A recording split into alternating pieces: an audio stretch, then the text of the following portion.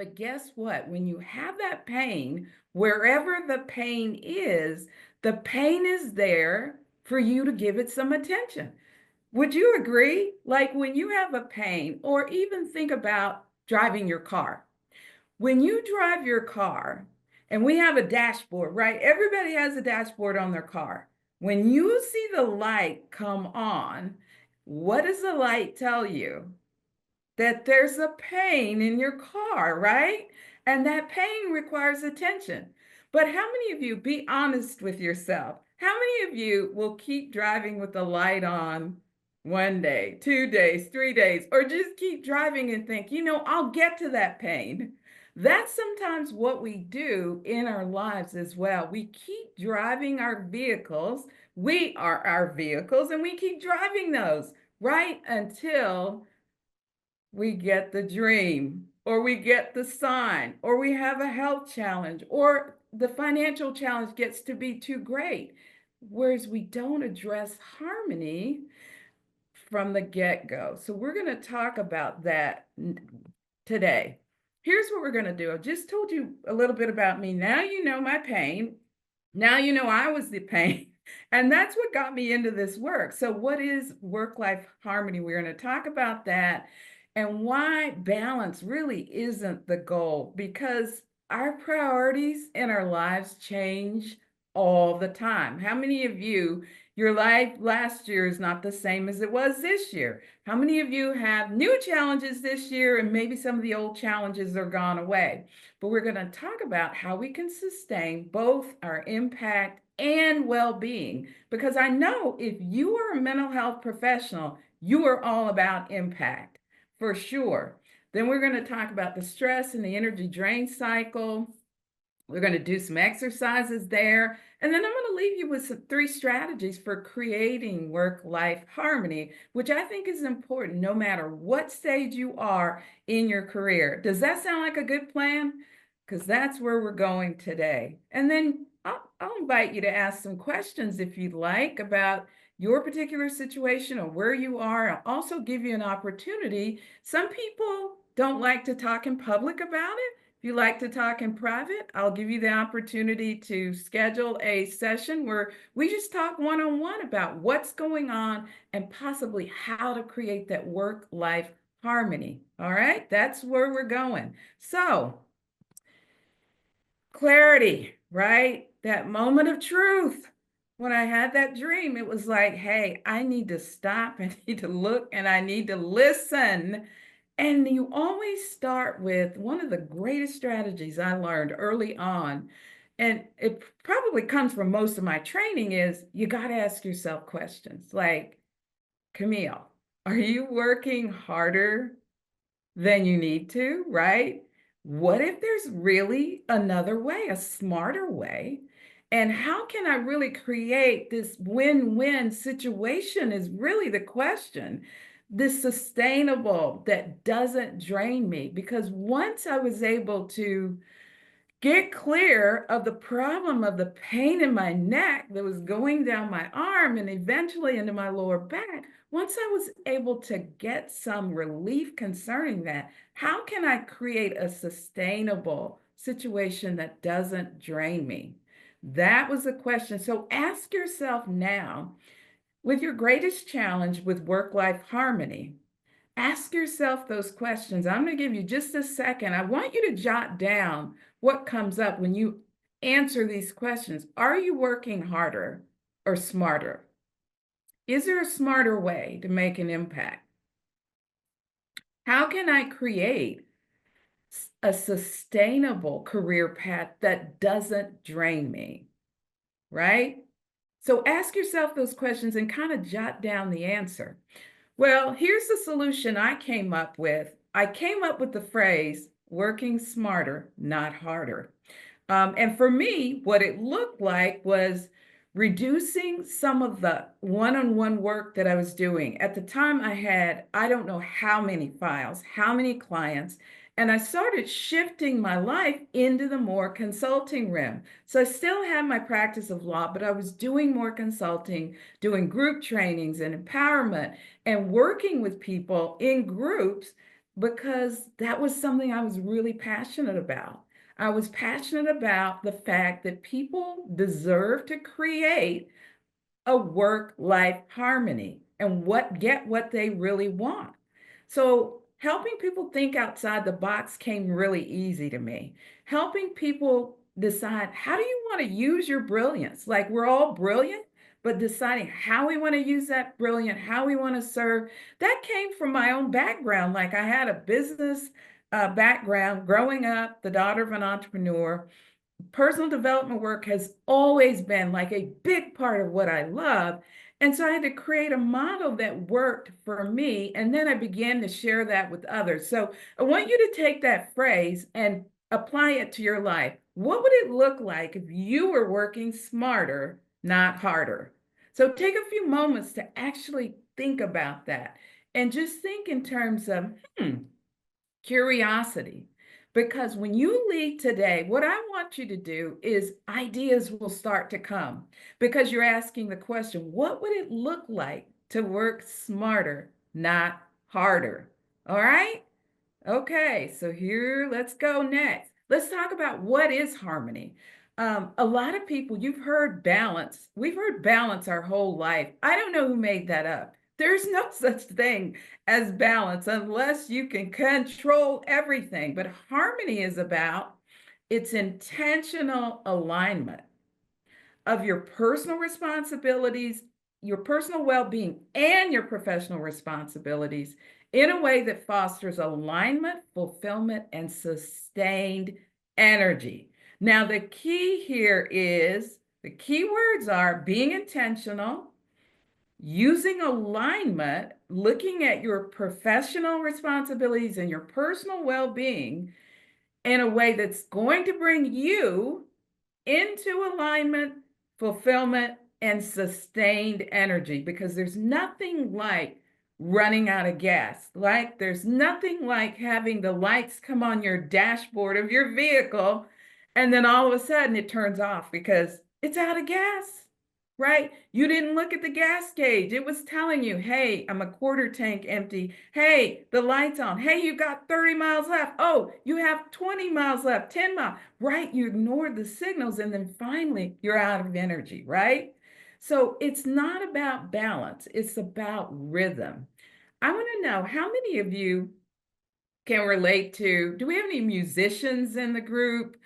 Someone who's maybe played in band or orchestra, or even someone that sings. Think about it. It's about harmony, right? It's about the rhythm of every instrument, right? Being in harmony. So think about those parts of your life. That's what we're going to be talking about for the remainder of our time. That's harmony in work and in life. Now, how does this relate to you? Well, if you are a mental health professional, the majority of your life is spent listening to other people's problems daily. Am I right? And when you're listening, you are expending energy. So your fuel has got to be there, right? The fuel that you have is your energy, which comes from your ability to think. It comes from your emotions. It comes from how you use your imaginations and how you also gather the experience that you need to help the people that you're there to serve, because you're helping them with solutions, right? So there's a certain level of energy you're expending all day long, and you have to find practical strategies to actually help you find the work-life harmony that you need. So at the time, I'll give you an example. When I was dealing with the pain in my neck, right, that went down my arm, I had to cut back, right? I could not sit there for so many hours a day. I had to get up, I had to move around. So I had to develop new strategies. And that's what really brought this whole concept of work-life harmony. So again, it's not about being perfect, right? Harmony happens over time. Many people, I can hear when I do this presentation, I can hear some people saying, but you don't know my life, Camille. I can't do this because of this. I can't do this because of that. But what I want you to do is relax your mind into what can you do? Write that down. What can you do? Not what can't you do, what can you do? All right. How can we sustain both professional impact and personal well-being? That's the question. That's the $1 million question for every mental health professional. Every profession who is a service-based professional has that same key questions, and it starts with being intentional. So congratulations, you're here being intentional. All right, the stress and energy drain cycle. How many of you have a cell phone? Hopefully you don't have it out while we're talking today, but how many of you have a cell phone? Do you watch sometimes your battery? And most people now have a thing where the battery never goes down because they have a charger that's attached to the phone. But before we did, we had to actually plug it up, right? And watch the battery and make sure that we have enough battery for whatever we're doing. So this stress and energy drain cycle it's the real deal. So how many of you think about how much we overcommit? Now I'm getting in your business, right? Overcommitting is a thing that really brings about exhaustion. And to give you an example, I want to share a client story with you because I work with professionals, not just mental health professionals. And this lady was like, she has the energy. She is the ever bun. She can go forever and forever and ever. But she was overcommitted. Her name's Felicia. She was all over the place. She's the queen of networking. She's sort of an influencer. She has a business. She was building a building for her business. She was all over the place. And this emotional labor of helping others began to take its toll. And so when Felicia came to me, she was in a crisis. Somebody put crisis in the chat. You don't want to have a crisis. Like what I went through was a crisis. She had a more serious crisis. She had a more serious health crisis. And she knew, she said, you know what? I'm stuck. I can't figure this out. I'm in the stress and energy drain cycle. And if I don't recharge, not only am I going to burn out, I won't be able to do my job. And that can't happen. So what you don't want to happen is this stress and energy drain cycle to burn you out, or even worse, put you in a crisis. So right now, what I want you to do is just like Felicia did. I want you to take a few moments right now and tell me what, not me, tell you what's draining your energy the most. Maybe it is you have a challenge that's going on. Maybe you have a personal challenge. Perhaps you have a financial challenge. Maybe you have a relational challenge that's going on. Maybe it's a family member that's having a challenge, right? And it's your challenge too. What's draining your energy the most, right? And how do you feel? Like, I'm talking about the emotions that go with this. Your battery is being drained, whether you know it or not. You think it's still charged, but it's being drained. List your top 3 energy drains. And look at those energy drains. And if anybody wants to think about, is there any pattern to this? And I'll tell you, with Felicia, there was a pattern. And her pattern was everybody wanted a piece of her. So her clients were getting the best of her. Her family needed her as well. But because she also was an influencer and a leader in the community wanted a piece of her too. So those 3 things she had to really take a look at. And she saw the pattern was people needing her, right? Needing and her committing.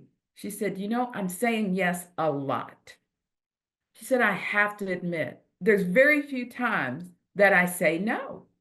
She said, if I can do it, I do it. So how many of you can relate to this? What pattern do you see with your commitments? That's how you can begin to look at your energy drains. All right. Let's talk about what do we do about them, right? We've identified the problem. We've identified how challenging the problem can be. And with Felicia, it was her health. With me, it was my health. It could be your relationship, but what do you do about it? We're going to talk about 3 strategies, and here's the first one. Micro restoration. That's small intentional resets to restore your energy. And so it could be that you are intentionally breathing, right? Many of us go through the day, we have more tasks than time, and we don't even breathe, right? We're just breathing shallow and just not even allowing ourselves to get in even air that we need, much less stepping outside, away from sitting. How many of you like go outside regularly and spend some time outside, or even just being present in the moment? So think about these micro things. We don't want to talk about major changes today as much as micro. Let's start where we are. What can we do is the question, not what we can't do. Okay, so you know, it's an exercise. You can do a 60-second reset. We call these resets. So all you have to do is follow that guide, like set an alarm on your phone and notice, like when the alarm happens, to honor that and say, it's time for a reset. It's time to breathe. It's time to get some fresh air. It's time to step away. It's time to stop sitting. It's time to stop hugging the mouse. It's time to stop listening. So building that margin into your day will be one way, right? That's a micro. How about number 2? Now, boundaries. Well, that's a whole nother subject, right? That's a whole class, a training that I do, but healthy boundaries will actually protect your well-being. Learning to say no for especially someone that's in a healthy helping profession is really hard, right? Because your clients are more than likely in crisis, right? They really do need you, and some of them need you right away. Some of them depend on you to see you regularly, right? And so saying not right now is really not really an option in some cases.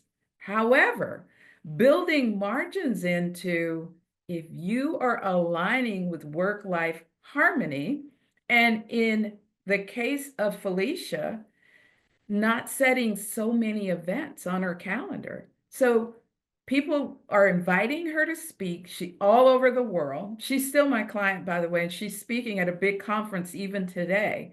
But knowing it's okay to say, no, that doesn't work for me right now.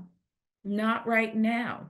Doesn't mean she can't do it another time, but not right now. Because when you tell yourself no and you're a person that wants to serve, it feels bad. But when you say not right now, that's your clue that you're working on work-life harmony. How many of you can relate to saying not right now? Means I can reconsider it.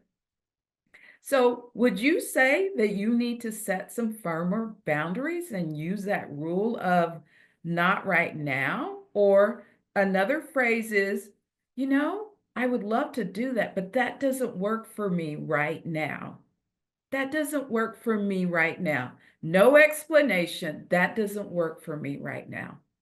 So creating boundaries is that second strategy, and it's important that you do that in every area of your life.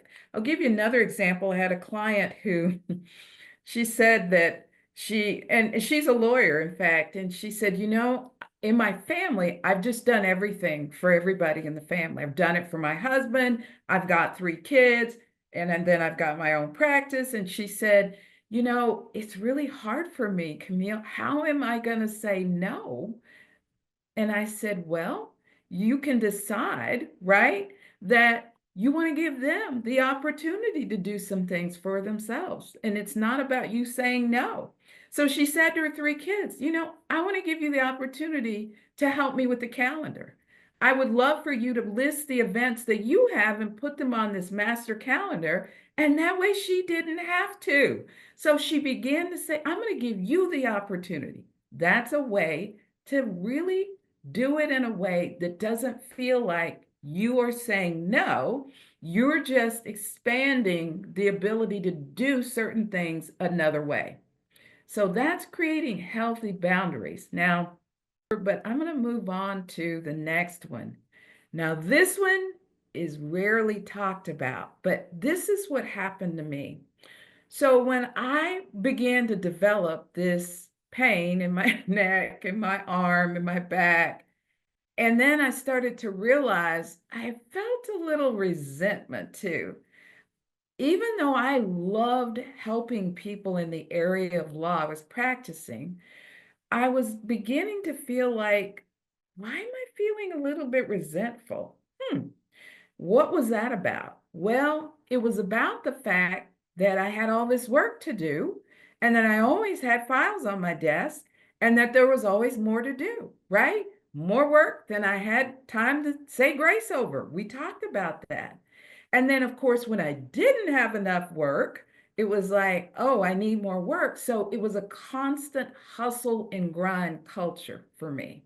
How many of you can relate to that? You got too much to do, you're feeling a little resentful. You don't have enough to do, you're feeling a little resentful. So you hustle and grind to keep it going. So I had to really look at, let me reconnect to my purpose. What am I feeling, sensing here? What is my energy telling me? Well, purpose is something that it's something that gives you resilience, right? Many people talk about finding their purpose wherever you are in life and whatever you're doing at the time, in my opinion, is your purpose. But whatever originally drew you to the work may not sustain you over the course of time. So in my case, I've been doing it 15 plus years. And I had seen a lot of people, helped a lot of people related to some really heavy subject matter. So I was working in the area of when people die, it was transferring real property, so that's probate. I was handling people that were ill, chronically ill, and they were fighting with the Social Security disability system and also insurance companies. And as a result, they had financial problems. That's a pretty heavy bucket, right? And that's where the stress was coming from my shoulders. I was carrying a lot of that. And although I loved helping people in that way, over time I thought, you know what? What if I could help people live better lives? Like, what if I could really see them create a life that's not based on the hustle and grind culture? What if I could help them create? And I didn't have the word at the time, there was no harmony to it. All I could say is I could help them work smarter, not harder, to create the life that they really love. So that began the new connection to another purpose. So that purpose became alive. That's energetic. When you find something that gives you energy as opposed to takes more energy, then now you're in alignment. So, how many of you with your work, think about where you are? Are there some aspects of it that you're going, well, I need to reconnect to my purpose? I'm not sure it still is what it is I want to do. And that's when I began creating that second chapter where it didn't look the same. All started out based on the pain I had, right? But the pain allowed me to change my life. And then I was able to look at purpose differently. So take a few moments to think about reconnecting with purpose. It's a great opportunity because T.S. Eliot says, if you haven't the strength to impose your own terms upon life, then you must accept the terms it offers you. And that's where that resentment was coming in. It was like, I have to do this. I have to take care of all these people, and I have to. And at the time, I had children that I was responsible for, kids in college. I mean, you name it, community, all of these things.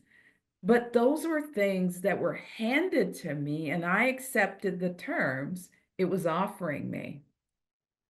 So I want you to write down what is energizing you in your work. What are you good at? What serves others? But what energizes you? And are you aligned with your purpose? Or do you need to recalibrate? Take a few moments to do this. Just jot down really, really quick. What comes easy to you?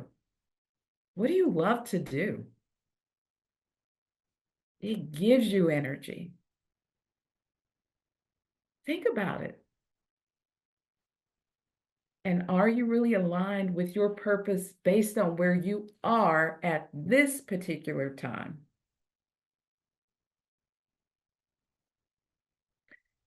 And after you do that, there's a way to leverage it. All of these pieces we've talked about today, there's a way to leverage it. And how you do it is ask powerful questions. Our minds are like Google. And if you ask it yourself, if I say, Camille, what do you really want at this time in your life? And use your name. You say, Julie, what do you really want in this right now in your life? Amy, what do you really want at this time in your life? Why is it important? These are the questions, powerful questions that will help you create that alignment, creating your work-life harmony plan. Now, you may be stuck. Today, this may be all new and you're going, I can relate to this, but somehow there's a block to some of this, mainly because sometimes you don't think you can have it, right? It's like, that's not possible. I have this going on. I can't commit to do that. I can't do, it's always I can't. So that causes a block. And so what we have to do is just gently ask ourselves and just be curious from the beginning. But asking yourself powerful questions will help you. And here's the deal. Over the long haul, if you do this now, right, wherever you are, you can reduce burnout and stress. You won't get there. You won't have what I did, causing the pain in my own neck. You will actually enhance yourself with mental clarity and focus if you start to implement the steps that we've talked about today, and it'll actually boost your performance and your productivity. If you are doing the things that energize you and less of the things that are taking the energy away, you'll actually improve your health, right? You'll improve your mental health, but your physical health, your emotional well-being, and your satisfaction. And that spills over into when you go home, right? You'll have some energy left for the people that you love and connect with. But more than that, you get that creativity and innovation that allows you to do your work smarter, not harder. And maybe it is you find you're not in the right fit. You can have a plan for how do I get there?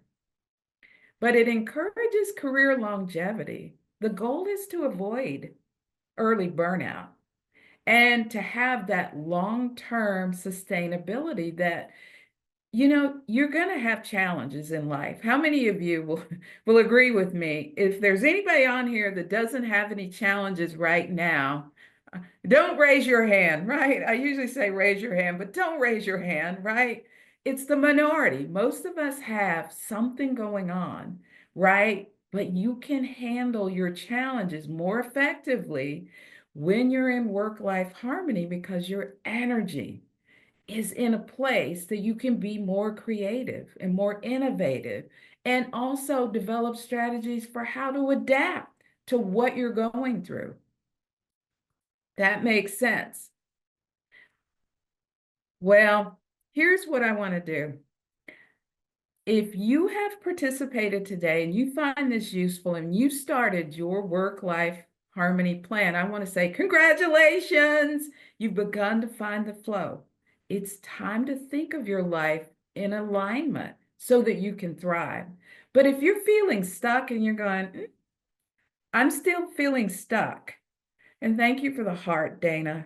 I really am passionate about if you're stuck, there's a reason you're stuck, but you may not be able to see it. You may not see it because there's something in the way, right? And if you could get clear on what you really want beyond just work and obligations and identify what's keeping you stuck and holding you back, Then you can develop your personalized plan to actually move forward with confidence and ease, not hustle and grind or hard. So that's what I want to offer you. If you want to scan the QR code and there's spots available, then by all means schedule a 30-minute personal, I call it harmony breakthrough session, lack of a better word, if that would help, to help you find out what's keeping you stuck, how to unblock that, and how to move forward. Again, thank you so much for this opportunity to